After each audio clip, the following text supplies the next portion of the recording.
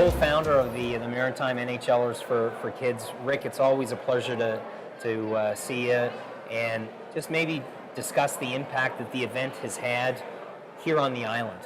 Well, we were hoping it's had a major impact. I do know that in just getting feedback from the hockey people, how much the kids have enjoyed this event over the years, coming out and spending the day with us tomorrow, the question and answer period with the pros, and just the fact that they're able to caddy for 5-6 hours on the golf course with not only the hockey people, but the sponsors of our event. So I know we've had an impact there. So that's the immediate impact. The long-term impact we're trying to have is to make sure that at some point, some of the money that we're giving back to get kids on the ice, they get a career out of it. Whether that's junior hockey or whether that's college hockey, they get something out of the game. So some of these, we're raising the money to get these kids on the ice. And so we're hoping that long-term, that there's an impact there as well. So there's an immediate impact the day of the event, and then the long-term impact is get them on the ice, get them playing, and maybe they can get a college education out of it. Right. Well, that's fantastic. We can do that. If they make a career out of it, all the better. Well, and what's so special, Rick, and we've talked about it before, is this tournament moves, it moves around to all the Maritime provinces.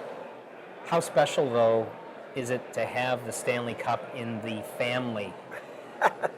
Well, I got to tell you, I've been chasing this thing for 42 years, and my son Ryan's been in the league now. How long have you been in the league? 7, 8 years?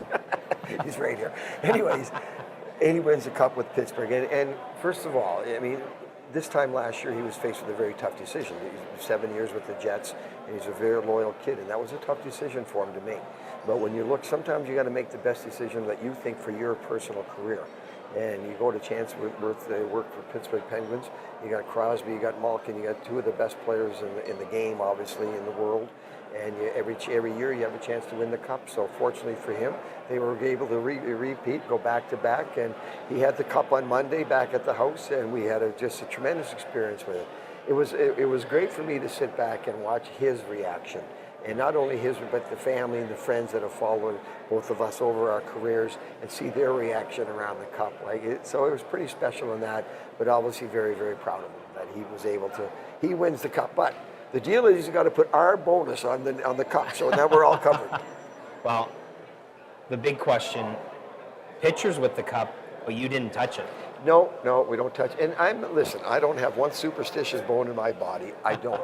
But I do believe that it's like Ryan, you have to earn that right. For me, right. Now a lot of people who aren't in our profession or don't have a chance to win it, that's a totally different picture. But for me, I'm in the profession. I want to win the Stanley Cup. I have to earn that right to lift it and to touch it. So no, I didn't touch it. Now one of his requests was that my wife, who doesn't like seafood, makes unbelievable seafood chowder.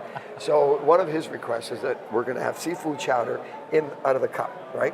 I didn't know people who, anyways, I don't know when we started this, but all of a sudden everyone's eating out of the cup.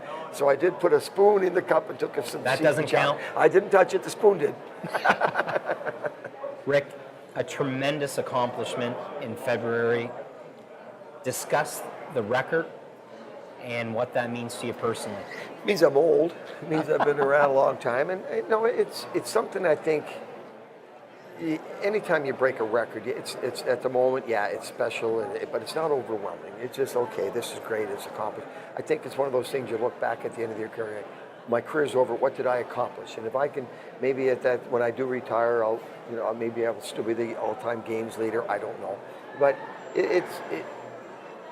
I know there's been a lot of great coaches come and go in our league, and they haven't had the longevity that I've had. Right. And so I feel very blessed and very fortunate about that.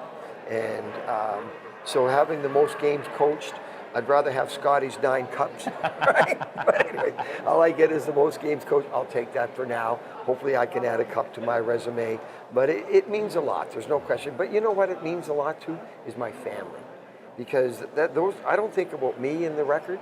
I think of the sacrifices they've made over the years and the moves that they had to make, and Dad coming home saying, look, I got fired, we're moving again, right? And most of that credit goes to my wife, Judy, there's no question, because not once has she ever said, how about we try something else here, right? And so every time it was, we're gonna move, okay, where are we going? And so I don't coach one game in this league without Judy's unconditional love and support, and the fact that I've been able to coach as many games is more of a tribute to her, right, and my family's commitment. Then that means more to me than the number of games. It really does. Well, your impact here in the Maritimes, of course, Rick, tremendous in the game of hockey, but also giving back to the Maritime NHLers for kids. Well, it's thanks important so to all much of us for to give back, so, for this tournament and your contribution over the years. Well, it's been thank you. great. It's been a pleasure. My pleasure. Thank you.